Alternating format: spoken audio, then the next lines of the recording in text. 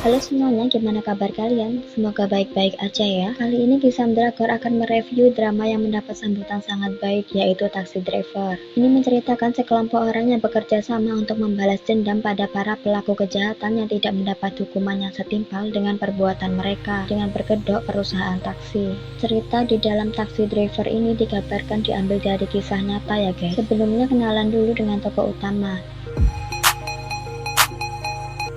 yaitu Kim Do-ki sebagai sopir taksi, Tuan Jang pemilik perusahaan taksi, Go-eun sebagai peretas terampil, Byung-go dan Jin-eun sebagai mekanik yang membuat mobil mereka bekerja dengan canggih.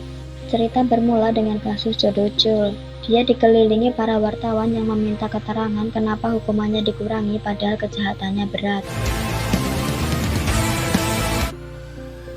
Tiba-tiba datang taksi mewah yang membawa Jo Do-chul pergi. Dengan bantuan Go-eun, mereka akhirnya bisa terlepas dari para wartawan yang mengikutinya. 왜 이러는 거야 또 차가? 죽고 싶냐?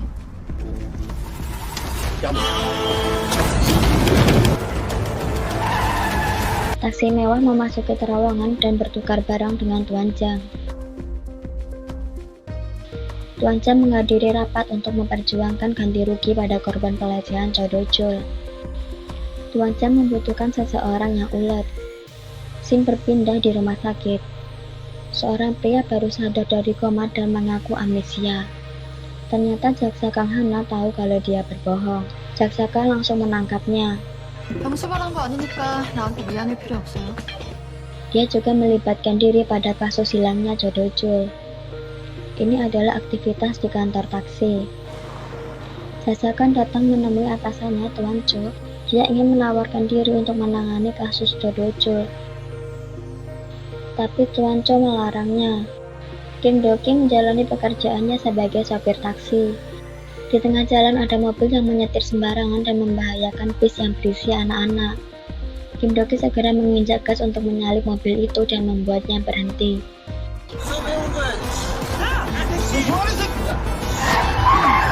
Penumpang yang dia bawa menelpon 119, tapi setelah melihat Do-ki bisa melawan preman-preman itu, dia menutup teleponnya.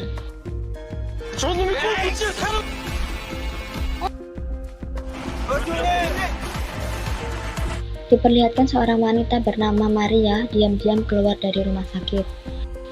Wanita itu tampak putus asa dan memanjat jembatan. Dia sebenarnya tidak mau mati. Dia melihat stiker taksi mewah yang akan membalaskan dendamnya. Singkat cerita, Kim Do-ki sudah menjemputnya. Maria menceritakan awal mula dia terjebak di pabrik Jotgal. Seorang ibu gemuk membawanya dengan alasan Maria akan bekerja di pabrik itu dan akan mendapatkan mimpinya. Dia berbohong itu adalah perusahaan sosial dan sangat pengertian serta memberi fasilitas nyaman. Maria sebenarnya cacat intelektual, tapi di tingkat 1, dia masih bisa berpikir dan berbicara dengan baik.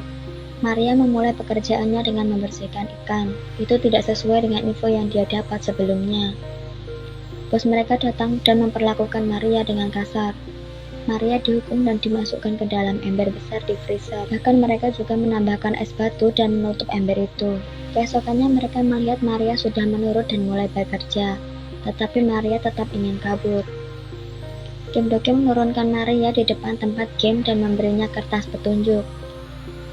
Maria mengikuti yang ada di kertas dan muncul syarat-syarat dia menggunakan layanan taksi deluxe. Tekan biru untuk membalas dendam dan merah untuk tidak ingin membalas dendam. Kim Do-ki tidak setuju meninggalkan Jo Do-chul dengan ketua BEK. Ketua BEK ini bekerja sama dengan Tuan Jang ya untuk menyimpan para penjahat. 그런 놈들 맡기기에는 백 회장만한 사람이 없어. Byung-go, Jin-eun, dan Go-eun menerima pesan balas dendam dari Maria. Go-eun menuju pintu rahasia yang di dalamnya ada pintu lagi. Dia memasuki ruang bawah tanah, dan disinilah mereka memulai layanan taksi mewah. Byung-go dan Jin-eun ingin mengganti pagar mereka dengan ponsel. Kim Do-ki datang dengan taksi mewahnya dan berkata pengubah platnya tidak berfungsi baik. Ternyata Byung-go lupa memperbaikinya karena membuat benda untuk dipasang di depan mobil, kayak di drama Crash Landing on You ya ini guys. Mereka mencoba pengubah plat tapi itu memang rusak. Mereka mulai mencari informasi tentang pabrik Jotgal. Pemiliknya mendapat penghargaan menjadi pengusaha yang baik. dan ada juga polisi yang membantu. Saat Maria berusaha keras untuk kabur dari sana, dia melihat mobil polisi itu lewat dan meminta bantuannya. Ternyata Maria malah dibawa kembali ke pabrik dan dihukum lagi. Polisi itu sama kejamnya dengan mereka. Kim Do-ki dan yang lain memulai misi mereka. Canggih banget ya rumah Pak Jang ini. Go-on dan yang lain juga pergi dengan berkedok menjadi penjual ayam goreng. Singkatnya, Kim Do-ki sudah sampai di depan pabrik. Jung Kwon, bawaan dari Ju Chan, merasa lapar dan dia ingin memesan ayam. Sebelumnya dia sudah mendapat selebaran dari Kyung Go dan Jin Eun. Mereka juga menawarkan promo beli satu gratis satu. Cara makan ayam ini adalah dengan menaburkan bumbu yang terpisah, dan itu benar-benar enak. Kim Do-ki memasuki ruang kerja Maria. Saat itu Maria diajak Jung Kwon ke ruang cuci dan mendapat pelecehan di sana. Maria bahkan sempat bunuh diri.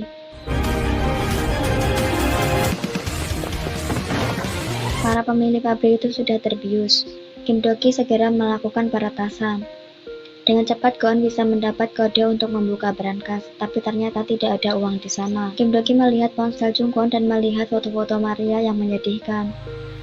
Beralih ke Jaksa Kang, dia menyuruh penyidik untuk memeriksa taksi mewah yang membawa Jo Do-jo. Tiba-tiba dia teringat Pak Jang yang juga menjalankan perusahaan taksi. Saat Jaksa Kang menelpon, Pak Jang ada di tempat ketua BEK. Pak Jang mengaku tidak tahu tentang taksi mewah. Ini adalah tempat para penjahat dikurung. Jaksa Kang terus melihat video tentang taksi mewah dan menemukan perbedaan pada labelnya. Scene berpindah pada kejadian 4 tahun lalu. Pak Jang datang ke rumah Kim Do-ki. Ada banyak sekali orang dan juga polisi. Ternyata mereka semua datang untuk melihat reka adegan pembunuhan ibu Kim Do-ki. Orang-orang terus mengutuk psikopat itu, tapi dia tampak tenang bahkan tersenyum. Kim Do-ki hilang kendali dan berusaha menerobos kawalan polisi. Keributan terus terjadi. Polisi bergegas membawa psikopat itu pergi, tapi dia masih sempat mengejek Kim Do-ki mempunyai mata seorang pembunuh. Pak Jang mencoba mencari tahu tentang Kim Do-ki. Singkatnya mereka berdua bertemu. Awalnya Kim Do-ki mengira Pak Jang mengajaknya bergabung untuk menjadi sopir taksi di perusahaannya. Pak Jang membawa koran yang memberitakan pembunuh ibunya sudah mati. Pak Jang memberikan kartu nama layanan taksi mewah, dan berawal dari inilah mereka bekerja sama.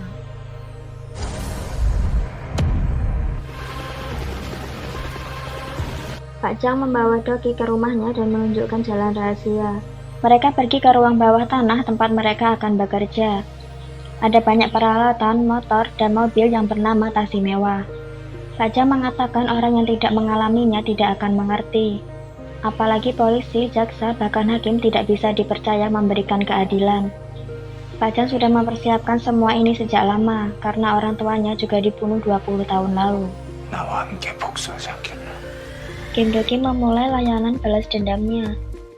Dia pergi ke pabrik Jotgal dan melihat ada banyak drum Jotgal dengan harga ribuan dolar. Do-ki meminta Go-on menghitung gaji yang seharusnya didapat Maria dan menganggap itu kurang, karena adanya kerusakan akibat tekanan emosional. Ju-chan tiba-tiba datang memergokinya. 저가에 사러 왔습니다만. Do-ki melihat ada banyak foto-foto penghargaan milik Ju-chan. Do-ki meminum kopi yang diberikan Ju-chan dan merasa itu tidak enak. 농담인데. Tiba-tiba Jung Kwon masuk dan melihat Kim Do-ki akan membeli Jotgal dengan membawa koper berisi uang. 저 젓갈은 제 담당이라서 Mereka memiliki banyak jenis Jotgal dan Do-ki tertarik membeli 50 drum. Jung Kwon dengan antusias mengambil uang DP, tapi Ju-chan mencegahnya. Ju-chan sedikit berhati-hati karena Do-ki membeli dalam jumlah banyak. Apalagi Do-ki meminta waktu 2 hari yang mengharuskan dia membayar DP 50%. Ju-chan juga tidak melihat mobil Do-ki. 야, 근데 아까 뭐? Jung Kwon mengeluh pada Bu Choi kalau Maria terlalu pintar.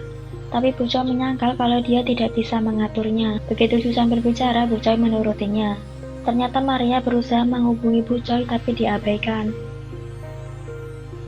Bu Choi juga kesal karena Jung Kwon bermain-main dengan Maria. 사랑해서 서로 살아. 몇 번째고? Bu Choi meminta Ju-chan tidak cemas karena Maria pasti akan menghubunginya. Dan lebih baik lagi kalau Maria mati, maka Ju-chan akan mendapatkan asuransinya.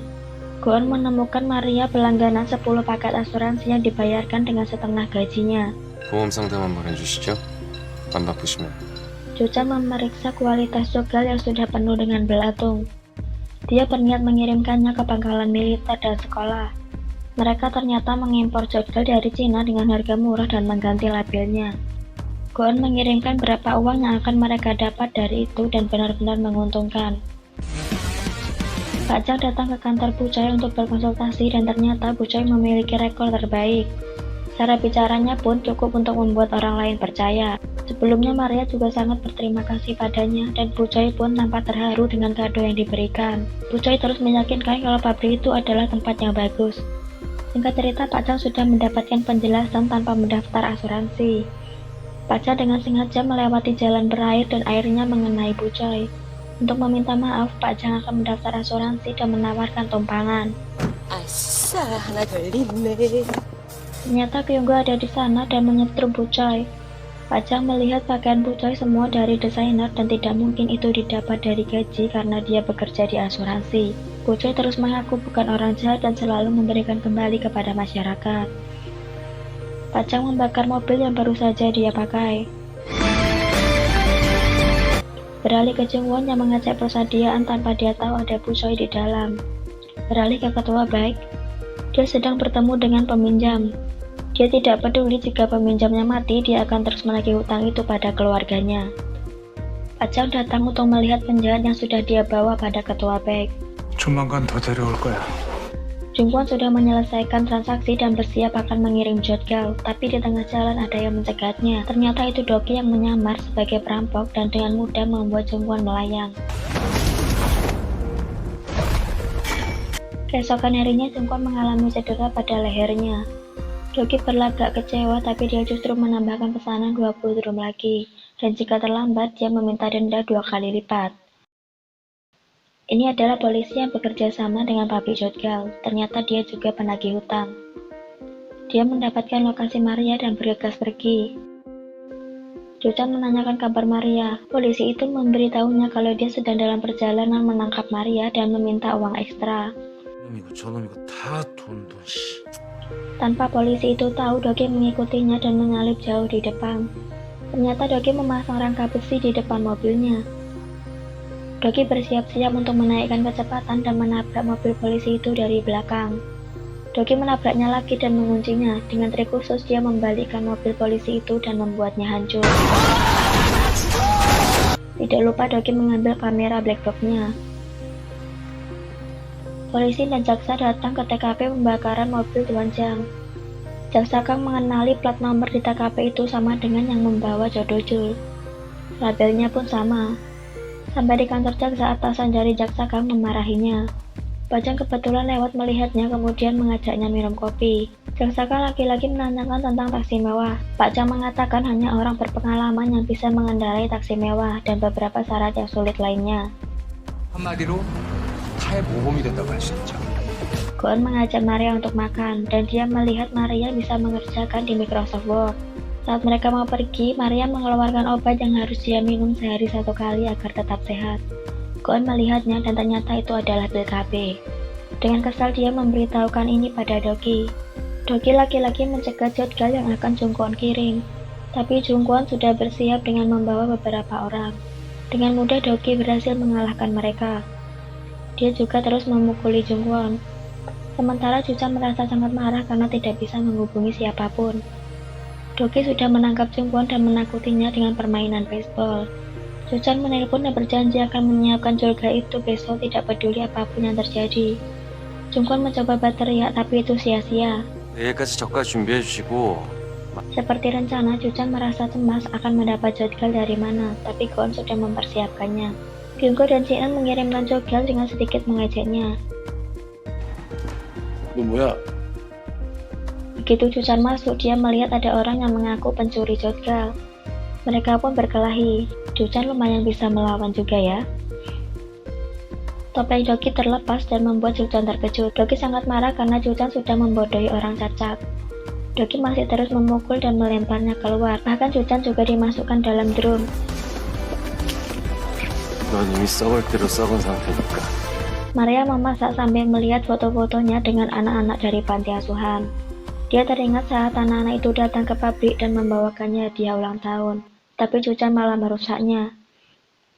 Pak Chang datang dan melihat Maria memandangi foto itu. 진짜요? 그럼요. Kim Doki bertemu dengan Ketua Baek. Ketua Baek mengatakan dia tertarik dengan Doki dan akan memberikan bayaran yang banyak. Misi sudah selesai. Pak Chang, Doki, dan yang lain sepakat untuk menggunakan penghasilan dari pabrik langsung masuk ke pekerja disabilitas, dan mereka sendiri mendapat bayaran dari menjual jodgal. 깔판돈 있잖아. Doki keluar dari layanan dan kembali ke rumah Pak Chang. Dalam perjalanan, dia teringat pertanyaan Ketua Baek tentang Pak Chang. Pak Chang bertekad untuk membersihkan sampah di sekitarnya dan mengisolasi mereka. 이렇게 말 없는 것도 딱 내 스타일일까 몰라. Sementara Jaksa Kang masih saja penasaran dengan taksi mewah. Jaksa Kang terus mengulang-ulang rekaman CCTV dan dia merasa ada yang aneh pada salah satu mobil yang memiliki model yang sama pada dua rekaman berbeda. Doki menjadi sopir taksi biasa. Para penumpangnya rata-rata memiliki masalah pada pekerjaan karena mendapat pengurangan karyawan. Jaksa Kang datang ke perusahaan taksi Pak Chang dan bertemu Doki. Doki tidak mau menjawab pertanyaannya sebelum Jaksa Kang memarkir mobilnya dengan benar. 아니요, 차나 빼세요. Di akhir cerita ditunjukkan Maria sudah bisa hidup dengan tenang dan bahagia. Sampai jumpa di episode selanjutnya. Jangan lupa subscribe ya. 고맙습니다.